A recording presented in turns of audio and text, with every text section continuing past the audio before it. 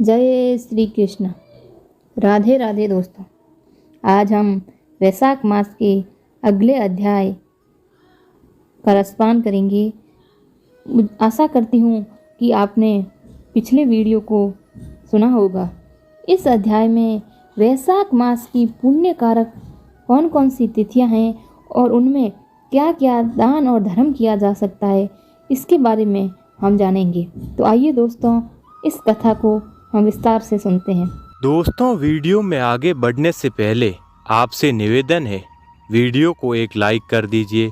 धार्मिक बातचीत YouTube channel को सब्सक्राइब करके एक बार कमेंट बॉक्स में लिख दीजिए, जय श्री कृष्ण। मैथिल बोले, इस वैशाख की कौन कौन सी तिथियां अत्यंत पुण्यकारक है और क्या क्या दान विशेष रूप से उत्तम है। संसार में इन्हें इसके प्रख्यात किया है, ये सब बताइए। ये सुन श्रुति देव जी कहने लगे, वैशाख में मेष के सूर्य की 300 तिथियां बड़ी उत्तम हैं, जिन्हें दान करने से कोटि गुना फल होता है। एक तिथि में स्नान, दान, होम, पूजा आदि करने से तत्काल मुक्ति होती है। कथा सुनने से रोग और दरिद्र से पीड़ित दुख भी दूर हो जाते हैं।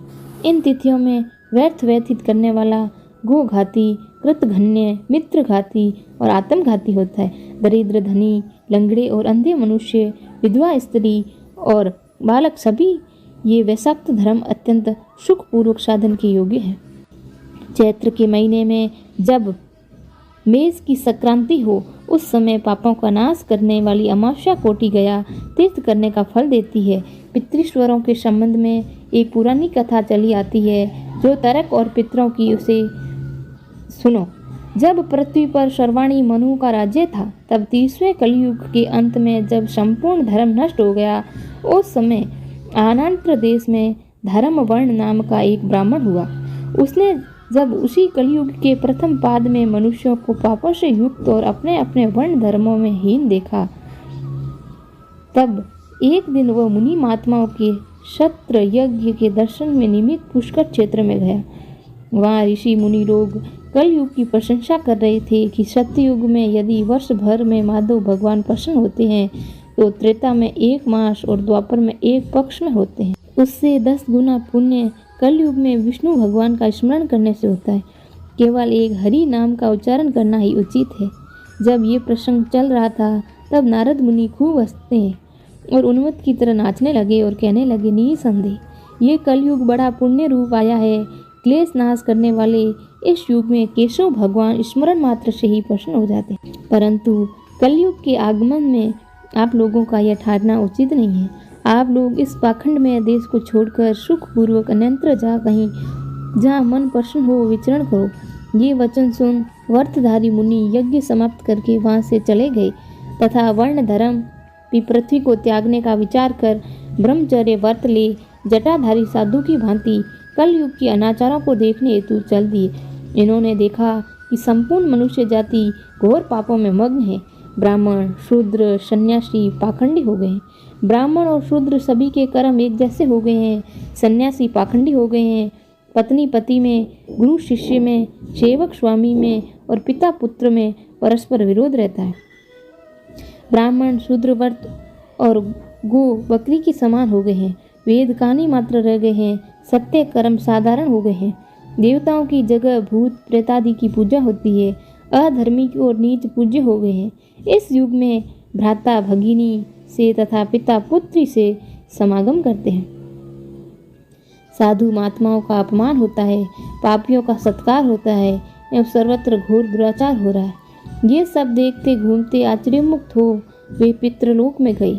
वहाँ पितृगुणों को बड़े भयंकर दुखों में अंधकूपों में पड़े हुए त्राई त्राई करते देख, जहाँ किसी प्रकार का सहारा नहीं था। उन्हें देखकर वह बहुत विस्मित हुए और दयालु होकर बोले, तुम कौन हो? तुमने ऐसी कौन से घोर दुष्कर्म किए थे जिससे तुम यहाँ पड़े हो? तुम किस गोत्र में उत्पन्न हुए और तुम्हारा कैसे उद्धार होगा? ये सब तुम मेरे सामने कहो, तुम्हारा आज ही कल्याण हो जाएगा। उनके ऐसे वाक्य सुन दुख से व्याकुल पितृश्वर प्रसन्न हो दीन वाणी में कहने लगे, हम श्री वस्त्र ग्रोती हैं। हमारा वंश पाप से क्षीण है। हमारे लिए पिंड देने वाली कोई संतान नहीं है। इसी से हम दुरात्मा इस अंधकूप में पड़े हैं। हमारे कुल में एक धर्म वर्ण ही बड़ा यशस्वी है। वह सबको छोड़कर अकेला ही विचरता है। उसने गृहस्थी धारण नहीं की, वही दुर्वा का तंतु रूप है जिसे पकड़कर हम लोग लटक रहे हैं। धर्म वर्ण की आयु क्षीण होने पर हम सब इस अंत मिशास्त्र दुर्गम कूप में गिर पड़ेंगे। इससे हे तात, तुम पृथ्वी पर जाकर धर्म वर्ण को समझाओ कि तेरे पितृश्वर दुख से पीड़ित केवल तेरे सारे लटक रहे हैं। तेरे मरने और संतान न होने पर वे और तुम सब अंधा मिश्र कूप में पड़ोगे। इसलिए तुम ग्रस्त धर्म ग्रहण करके संतान वृद्धि करो। जब वो संतान हो गया, वह सख्त धर्म करेगी, विष्णु भक्तों को एकादशी आदि के व्रत करेगी तथा पाप नाशिनी कथा सुनेगी, तो उसकी 100 पीछे की और 100 आगे की पीढ़ियां नरक में जाने से बच जाएगी और तभी हम सबको भी उद्ध्व गति प्राप्त होगी। तुम ऐसे सत्य वाक्य सुनाकर धर्म वर्ण को गृहस्थी में प्रवृत्त करो। पितृश्वरों के ऐसे वचन सुनकर अचंभे में पड़ रोता हुआ धर्म वर्ण हाथ जोड़ नमस्कार करके इस प्रकार बोला, हे महात्माओं, मैं ही तुम्हारा दुराग्रही वंशधर धर्म वर्ण हूँ। मैंने यज्ञ में महात्मा नारद जी के कहे हुए वचन सुने, फिर पृथ्वी पर बहुत से पापी मनुष्यों को देख कुसंगति के डर के मारे दीपांतरों में विचरता रहा। इस समय कलयुग के अंतिम पाद में 3.5 भाग व्यतीत हो गए हैं। मैंने अब तक आपका दुख दूर नहीं किया, परंतु मैं अब आपकी आज्ञा का पालन कर देव ऋणी और पितृचरों का तर्पण कर पूजा आदि करूँगा।